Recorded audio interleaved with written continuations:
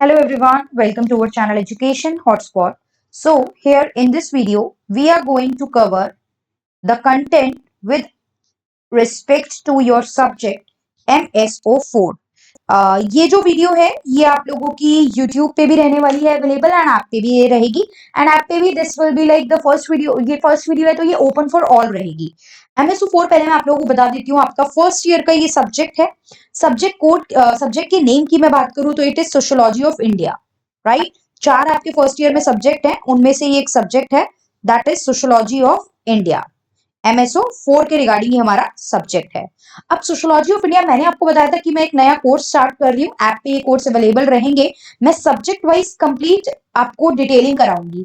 अभी तक जो मैं कराती थी, लेट अस डिस्कस कि हम अभी तक किस तरीके से किस पैटर्न में पढ़ते थे। तो अभी तक जो मैं चीजें कराती थी, मैं आप लोगों को इंपॉर्टेंट टॉपिक कवर कराती थी, राइट। मैं आप लोगों को important topic of each and every subject कराती थी, जिनमें से मैं अराउंड 20 टॉपिक लेती थी हर सब्जेक्ट के। फर्स्ट ईयर है तो MSO 1, 2, 3 and 4 and so on and so fourth. और इसमें हम लोग जो है प्रॉपर टॉपिक को एक्सप्लेन करते थे, राइट। जैसे अगर टॉपिक है कि रिसर्च क्या होता है और रिसर्च के टाइप क्या है, तो हमने रिसर्च का मीनिंग और उसके जितने टाइप है वो एक्सप्लेन कर लिए, नथिंग मोर देन दैट। हम ये चीज करते थे। ये नहीं हम देखते थे कि इस यूनिट का हम ये टॉपिक कर रहे हैं, उस यूनिट का हम ये टॉपिक कर रहे हैं, हम इस तरीके से नहीं करते थे। Important topic on the basis of PYQs हम लोग कवर करते थे कि PYQs में कौन कौन से आए हैं या मोस्ट प्रोबेबल क्वेश्चन कौन से हैं जो इंपॉर्टेंट हैं, जो आगे आपके एग्जाम में आ सकते हैं। तो एक ये कोर्स था ऐप पे। ये कंबाइंड कोर्स था, ऐसा नहीं था सिर्फ एक सब्जेक्ट का है, दो सब्जेक्ट का है। ये कंबाइंड कोर्स था फर्स्ट ईयर का और सेकेंड ईयर का, जो अभी भी ऐप पे अवेलेबल है, राइट। जिनका वैलिडिटी का इशू है, जो पुराने स्टूडेंट है जिनका वैलिडिटी का इशू है, देखिए क्या होता है 3-4 महीने ओवर होने के बाद वैलिडिटी एक्सटेंड नहीं होती है, but I have the solution for you. मेरे पास सोल्यूशन है। तो आप लोग एक बार प्लीज कांटेक्ट कर लेंगे, मैं उसको सॉल्व कर दूंगी। जिनका मेरे पास नंबर है और क्वेरी मुझे पता है, उनको मैं खुद ही कांटेक्ट कर लूंगी। बाकी एक बार आप लोग कांटेक्ट कर लेंगे रिमेनिंग स्टूडेंट। डन। अब हम बात करते हैं यहाँ पे हम क्या करने वाले हैं। यहाँ पे हम लोग जो आपकी पूरी बुक रहने वाली है इग्नू की, जैसे कि आप देख रहे हो ये ब्लॉक फर्स्ट है, ब्लॉक फर्स्ट की यूनिट 1 है आपकी। इसी तरीके से ये पूरा आगे चलेगा, यूनिट 1 से लेके आगे। मैं भी पूरा नहीं शो कर रही हूँ आपको आगे तक, तो ये चीज चलेगी। तो ये पूरी कंप्लीट बुक, अच्छा इसके लिए मुझे ज्यादा एफर्ट लगाना पड़ेगा, वीडियोस ज्यादा लानी पड़ेगी। तो वो कंप्लीट कोर्स आपका रहने वाला है, वो कंप्लीट डिटेलिंग आपकी रहने वाली है। फुल बुक मैं कवर करवाऊंगी इसी तरीके से, बुक के थ्रू, बुक सामने रख के। और ये अलग से भी कुछ चीजें मुझे जरूरत लगी तो मैं वो कंप्लीट कराऊंगी। फुल बुक रहेगी, प्लस आपको अलग से, आपको ये लगेगा फुल बुक पढ़ रहे हैं लेकिन अल्टीमेटली इशू तो यही रहेगा एग्जाम में आंसर कैसे लिखेंगे, ये कितना कंटेंट देंगे। तो डोंट वरी, ये वाला जो कंबाइंड वाला जो कोर्स था ना, जिसमें मैं टॉपिक एंड उसकी एक्सप्लेनेशन कराती थी, जिसमें मैं डिटेल पूरी बुक नहीं समझाती थी बट टॉपिक और एक्सप्लेनेशन कराती थी, वो भी मैं आपके इसी कोर्स में ऐड कर दूंगी। आपको अलग से उस कोर्स को खरीदने की जरूरत नहीं है, राइट। अगर MSO4 का मैं कोर्स लॉन्च कर रही हूँ, फुल बुक जिसमें मैं कराऊंगी, उसमें मैं MSO4 के जो मैं इंपॉर्टेंट टॉपिक इस कंबाइंड कोर्स में देती थी, जो 20 टॉपिक, वो मैं यहाँ ऐड कर दूंगी। तो जो भी न्यू स्टूडेंट है उन्हें वो कोर्स खरीदने की जरूरत नहीं है। और उनकी एक प्रॉब्लम ये भी सॉल्व हो गई कि पूरी बुक हम क्यों पढ़े, पूरी बुक के बाद भी हमें आंसर राइटिंग फ्रेमिंग कैसे पता चलेगी, कितना एग्जाम में लिखना है, क्या क्या चीजें लिखनी है, वो प्रॉब्लम रहती है। तो वो प्रॉब्लम आपकी यहाँ पे सॉल्व हो जाएगी, क्योंकि इंपॉर्टेंट टॉपिक भी हर सब्जेक्ट में, हर सब्जेक्ट के ऐड कर दिए जाएंगे। क्लियर। अच्छा, इंपॉर्टेंट टॉपिक हिंदी इंग्लिश दोनों में है। उसको जो मैंने एक्सप्लेन करा है ना, वो हिंदी एंड इंग्लिश दोनों में है। बट ये जो बुक वाला कंटेंट है, प्लीज इसको आप लोग मतलब इंग्लिश में ही ये रहने वाला है। हिंदी मीडियम का अगर कोई बच्चा अगर उसको इनरोल करना है तो वो कर सकता है। देखो, क्योंकि मैं भाषा तो आसानी बोल रही हूँ, समझाने के लिए तो हिंदी इंग्लिश यूज कर रही हूँ, तो आप कर सकते हो कि ये कोर्स आप देखो और उसके साथ साथ अपनी हिंदी की बुक ओपन रखो, ताकि आप उसको रीड भी कर लो। कुछ कुछ बेसिक इंग्लिश वर्ड तो आप लोगों को क्लियर ही होंगे ना, तो आप बुक ओपन हिंदी की रखो अपने सामने और मेरी वीडियो सुनते रहो, और वहां से आप सुन के समझ भी लोगे और हिंदी में रीड करके आपका कंटेंट भी कवर हो जाएगा। इंपॉर्टेंट टॉपिक में आपको नोट्स हिंदी इंग्लिश दोनों में मिलेंगे, तो वो प्रॉब्लम आपकी सॉल्व हो जाएगी। अब इसी तरीके से बाकी कोर्स भी ऐप पे आ जाएंगे, तो यही तरीका रहेगा कवर करने का। अब इस कोर्स का प्राइस मैंने मेंशन कर दिया, 399 रुपीज है। 399 रुपीज इस कोर्स का प्राइस है। एंड आई थिंक अगर इतना सब पूरी बुक और प्लस इंपॉर्टेंट 20 टॉपिक, ये सब अगर आपको मिलेंगे पर सब्जेक्ट, अच्छा इट इज पर सब्जेक्ट, तो आप लोग भी मास्टर्स के स्टूडेंट हो, आप ये आइडिया लगा सकते हो कि ये प्राइस कोई बहुत ज्यादा नहीं है। प्लीज समवन डोंट लाइक, इस तरीके से आप मत बोलेगा कि बहुत ज्यादा प्राइस है, 4 कोर्स लेंगे तो 1500-1600 का पड़ेगा। आप खुद देखिए, एक मतलब एक ही सब्जेक्ट में 20 से ज्यादा यूनिट है, 25, 28, 30 इस तरीके से चैप्टर्स हैं और चैप्टर्स कोई 2-2 पेज के नहीं है। अच्छी खासी एक्सप्लेनेशन है जिसे डिटेल में समझना पड़ेगा बिकॉज वी आर मास्टर्स, मतलब हम मास्टर कर रहे हैं ना, मास्टर के स्टूडेंट है, तो मैं बहुत शॉर्ट में आपको चीजें नहीं समझा सकती हूँ। So that's why the price is this. Yes, but कुछ अर्ली एडमिशंस जो 10 एडमिशन रहने वाले हैं अर्ली 10 एडमिशंस को डिस्काउंट मिलेगा। वो डिस्काउंट कैसे मिलेगा, आप लोग मुझे ऐप पे टेक्स्ट करेंगे, वो मैं आपको ऐप पे इन्फॉर्म करूंगी। ऐप पे आपको फ्लैट 50 रुपीज का, फ्लैट रुपीज 50 ऑफ डिस्काउंट मिलेगा और ये कोर्स आपको पड़ेगा 349 का। 349 का जो इनिशियल 10 एडमिशन रहेंगे। मेरे पास क्वेरी भी आ जाएगी that we want to take admission, तो मैं रिप्लाई करके आपको कोर्स में एनरोल कर दूंगी at the discounted price. Clear?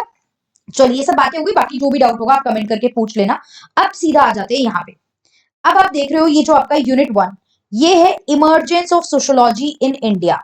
लेकिन यहाँ पे पहले इमर्जेंस कैसे हुई उसकी बात नहीं कर रहा है, राइट? वो बात कर रहा है उसका बैकग्राउंड क्या था, पीछे की चीजें क्या थी, इमर्जेंस के पहले की बात क्या थी।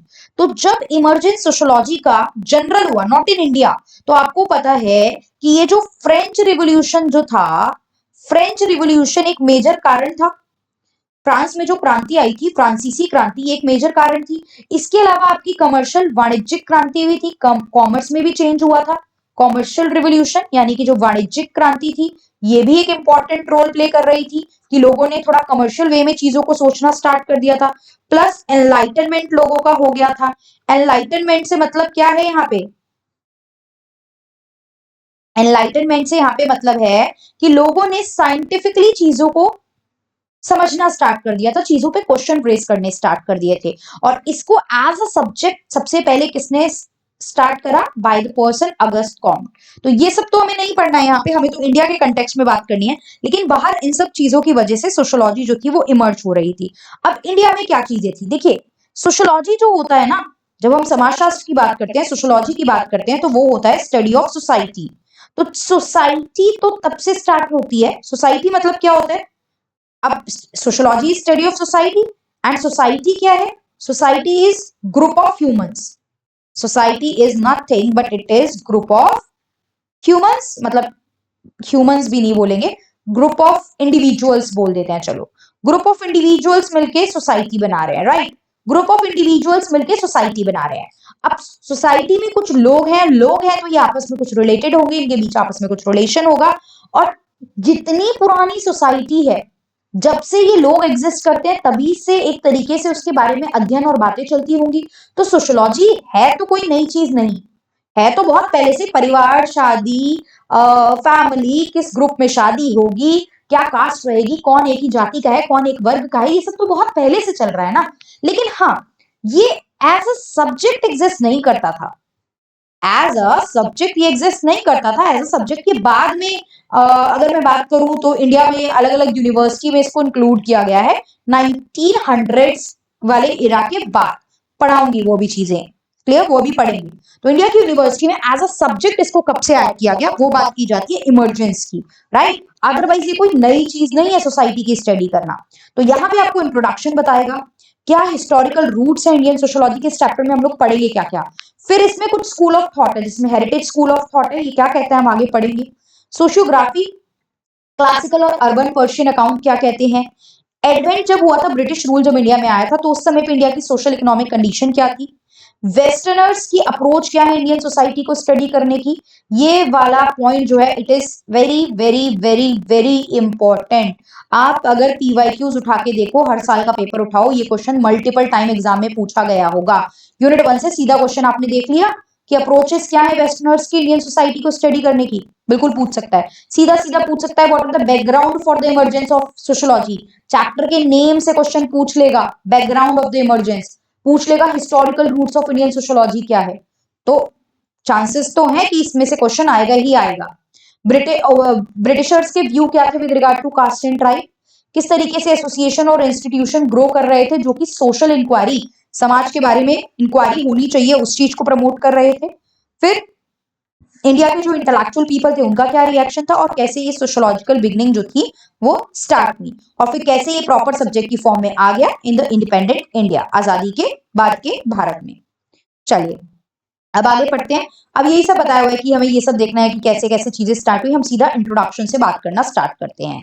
मैं एक एक वर्ड प्रॉपर्ली पढ़ के बताऊंगी, जिसपे मुझे समझाना होगा उसमें मैं अलग से आपको बताऊंगी। Sociology which in India is closely associated with social anthropology। Sociology subject काफी सब्जेक्ट से रिलेटेड है, जिसमें एंथ्रोपोलॉजी से भी रिलेट करता है, राइट।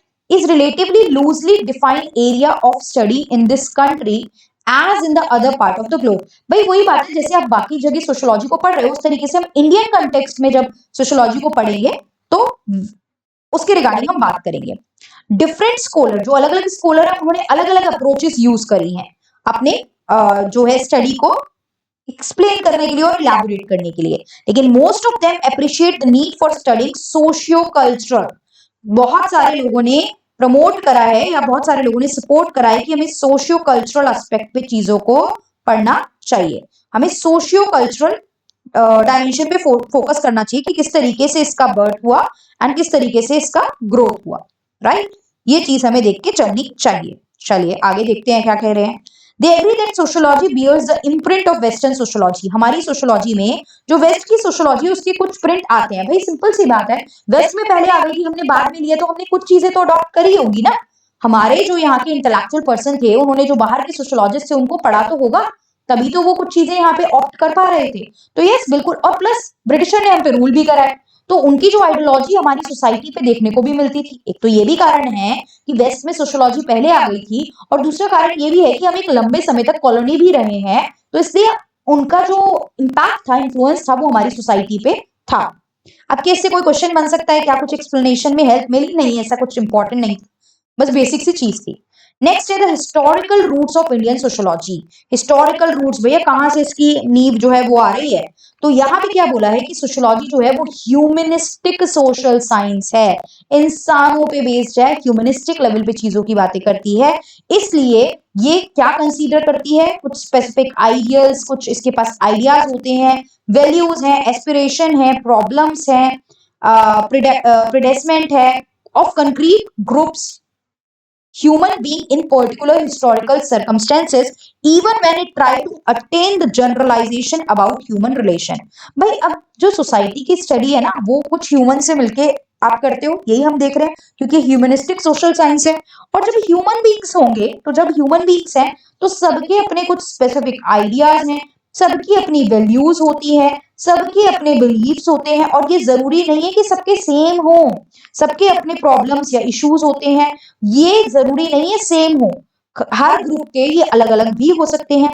सो दैट्स व्हाई कोशिश की जाती है हम एक जनरल पॉइंट पे आए, हम एक जनरल चीजें फ्रेम कर pi by understanding different ideas, value, believe, issues of the different group. हम एक जनरलाइज चीज पे आ पाए। जनरलाइज मतलब वो एक जनरल चीज है जो सब पे एप्लीकेबल हो रही है। Sociology therefore hardly fits in the mold of natural science। इसलिए सोशियोलॉजी को कंप्लीटली नेचुरल साइंस में सोशियोलॉजी को नेचुरल साइंस कह पाना is bit difficult, because natural science जो होती है उसके जो रिजल्ट होते हैं ना, वो यूनिवर्सल होते हैं, वो सेम रहते हैं, वो यूनिवर्सल होते हैं। अब जो न्यूटन का लॉ है, अब जो लॉ ऑफ ग्रेविटी है, दैट इज सेम ना। इंडिया में बात करो, यूएस में बात करो, कहीं पे भी आप बात करोगे वो सेम है। लेकिन सोसाइटी किस तरीके की है वो बदल जाती हैं चीजें, उसमें थोड़ा सा अंतर आता है, क्योंकि वो इंडिविजुअल पे रिलेटेड है, और हर जगह का जो इंडिविजुअल है, जो व्यक्ति है, वो सेम नहीं होता। इसलिए सोशियोलॉजी के लिए नेचुरल साइंस की डेफिनेशन में फिट बैठना जो है वो थोड़ा सा मुश्किल है। प्लस ओके कहाँ थे हम लोग? खो गया। चलिए, तो ये कैसे फ्रेम होता है? ये आपके हिस्टोरिकल एक्सपीरियंस और जो आपके पास कल्चरल चीजें रही हैं उससे आपकी सोसाइटी फ्रेम होती है। Lack of attention to the fact in India has resulted is in that one cannot even today speak with much conviction of an Indian tradition in sociology। अब देखिए, इस चीज के बारे में इतना ज्यादा चीजें तो थी नहीं, हम इस फैक्ट को अटेंड ही नहीं कर रहे थे, इस चीज पे फोकस ही नहीं कर रहे थे, इसलिए कोई बहुत ज्यादा चीजों में इसके बारे में बात नहीं कर सकता इंडियन ट्रेडिशन में। Where is one could speak of German और अमेरिकन ट्रेडिशन ऑफ सोशियोलॉजी, क्योंकि भाई वहां पहले आ गई है ना, मतलब वहां तो पहले आ गई है, तो उनके व्यू पॉइंट, उनके सोशियोलॉजिस्ट के व्यू पहले से ही एग्जिस्ट करते थे। लेकिन इंडिया में एज अ सब्जेक्ट ये चीज एग्जिस्ट नहीं कर रही थी। अभी आई है ना, आएगी। आज तो आप लोगों को लग रहा है क्योंकि आप तो प्रॉपर सब्जेक्ट ही पढ़ रहे हो, लेकिन ये पहले की बात कर रहा है। ये क्यों था?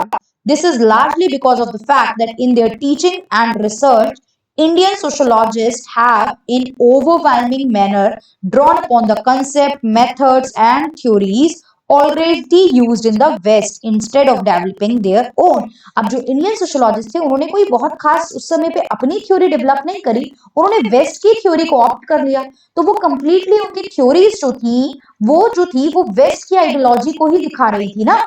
हालांकि अपनी सोसाइटी पे वो इम्प्लीमेंट कर रहे थे लेकिन वो दिखा वेस्ट की आइडियोलॉजी को ही रही थी। The activity of sociologists in this regard is hardly different from what is done by the physicist or biologist or even economist। मतलब अब ये चीज है कि आप जो बाकी पढ़ाई करते हो उससे बिल्कुल अलग है इसकी पढ़ाई, not that important, but sociologists have a special kind of reason for their being, इनकी अपनी अलग चिंता थी। द रिलेशनशिप ऑफ डेटा, पहली बात तो डेटा जो है वो आपस में किस तरीके से रिलेटेड है, प्लस जो थ्योरीज हैं ह्यूमन साइंस में वो जो थी वो नेचुरल साइंस से बिल्कुल डिफरेंट थी।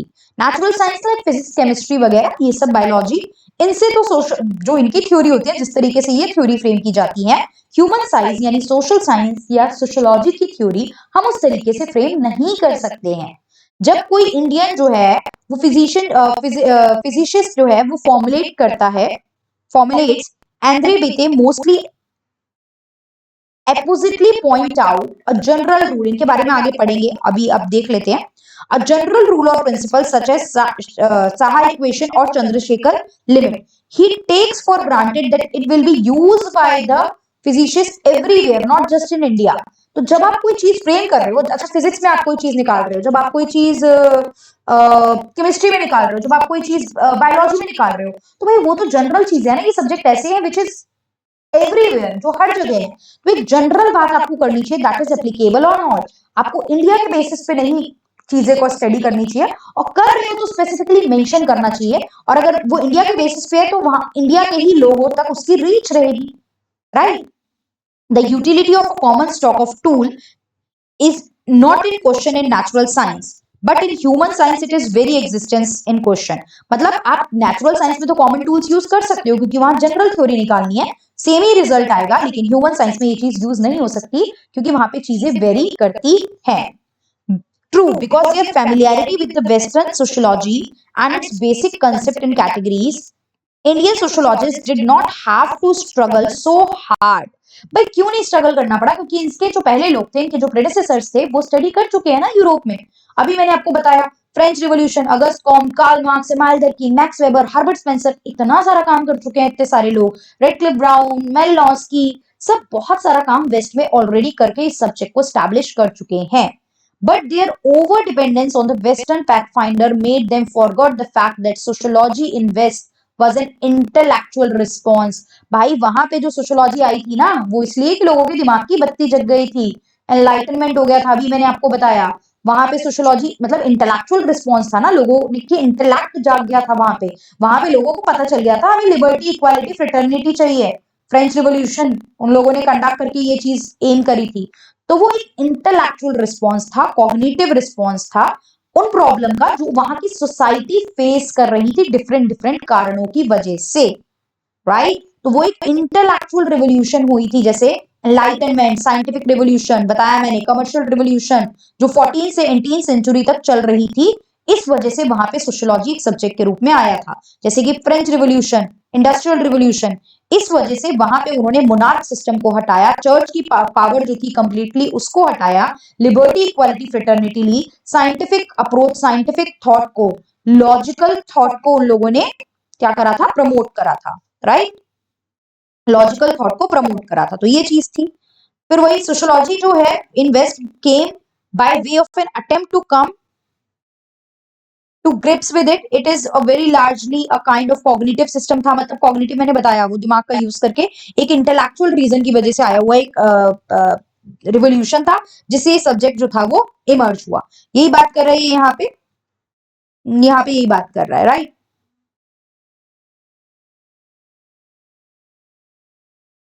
अब इंडिया की बात आ गई, चलिए अब इंडिया की बात आ गई। Sociology in India was the product of intellectual response of the Indians to the Western interpretation of Indian society and culture by the Westerner। अब हम लोग क्या कर रहे थे, जो वेस्ट ने बताया था ना इंडियन सोसाइटी क्या है, हम उसका रिस्पॉन्स कर रहे थे, हम उसके रिगार्डिंग चीजों पे बात कर रहे थे, क्योंकि we are the colony of the Britisher at that time, right. India is the British colony. तो यही चीज है। और वही चीज हम क्या कर रहे थे, हम जब ब्रिटिशर का रूल खत्म हो गया तो जो ब्रिटिशर इंडिया को डिफाइन करके गए थे हम उसके रिस्पॉन्स में चीजों की बात कर रहे थे।